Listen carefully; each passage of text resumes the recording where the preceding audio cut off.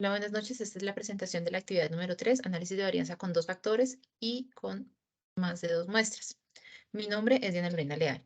Iniciamos entonces con la primera pregunta, en donde nos preguntan qué distribución de probabilidad se utiliza en una prueba de hipótesis para variables de tipo categórico, de dos grupos y cuantitativo. Bueno, para este tipo de variables se maneja la distribución de análisis de varianza de dos vías.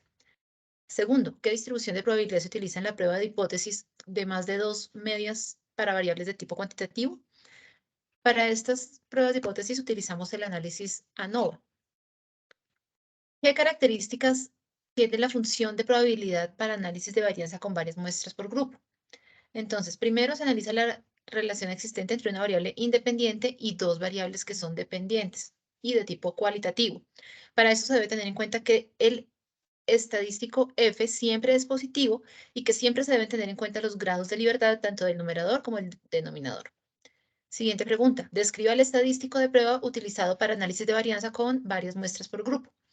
Bueno, yo aquí quise traer la tabla que trabajamos dentro del ejercicio en Excel. Acá podemos evidenciar cada una de las fórmulas para poder llegar a este estadístico y poder determinar si se acepta o se rechaza si se acepta o se rechaza la hipótesis nula o la hipótesis alternativa. Entonces, acá tenemos como para el caso de los turnos, que son los que tenemos dentro de nuestras filas, inicialmente tenemos la suma de los cuadrados, que se toma cada una de las muestras, menos la media, se eleva al cuadrado y se va realizando la sumatoria. Tenemos acá también la suma de cuadrados de las áreas o columnas, la suma de cuadrados de la interacción, el error experimental y el total. Tenemos entonces también acá los grados de libertad, que para las filas está dado por la cantidad de grupos. En este caso serían tres turnos, 3 menos 1 igual a 2, serían los grados de libertad del numerador. Luego tenemos aquí los grados de libertad para las columnas, en este caso va a ser las áreas, que también el ejercicio nos presentaba tres áreas, menos 1 igual a 2. La interacción entre ellas, que está dado por la multiplicación entre los grados de libertad de las filas por los grados de libertad de la columna. Y por último tenemos el error experimental. Posteriormente calculamos la media de la suma de los cuadrados, que para las filas está dado por la suma de cuadrados de las filas sobre los grados de libertad que hemos calculado para las filas. Para las columnas, entonces tenemos que es la suma de cuadrados que hallamos para la columna sobre los grados de libertad de las mismas columnas, y los de la interacción están dados por la suma de cuadrados de la interacción de las filas por columnas sobre la multiplicación dada por los grados de libertad de las filas por la columna. Por último, tenemos la media de la suma de cuadrados del error, que estaría dado por el error experimental dividido sus grados de libertad. Por último, tenemos aquí el cálculo del estadístico F, que como podemos ver está dado entonces por la media de la suma de los cuadrados de las filas sobre la media de la suma de cuadrados del error. Tenemos el estadístico para las columnas, como lo tenemos allí, entonces es la media de la suma de los cuadrados de las columnas dividido entre el error. Y por último, la interacción está dado por la media de la suma de los cuadrados sobre las medias de suma de cuadrados del error.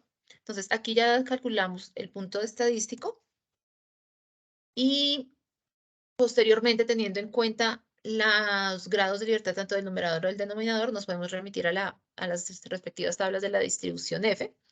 Y teniendo en cuenta el nivel de significancia, podemos hallar el punto o el valor F crítico sobre el cual vamos a empezar a realizar la medición, que como lo vemos en el gráfico inferior, tenemos una curva sesgada a la derecha, en donde colocamos nuestro punto crítico y nuestro punto F calculado. Cuando el punto F calculado está ubicado a la derecha de este punto crítico, aquí decimos entonces que se acepta la hipótesis alternativa. Esa región que está aquí sombreada es la región en donde se acepta la hipótesis alternativa.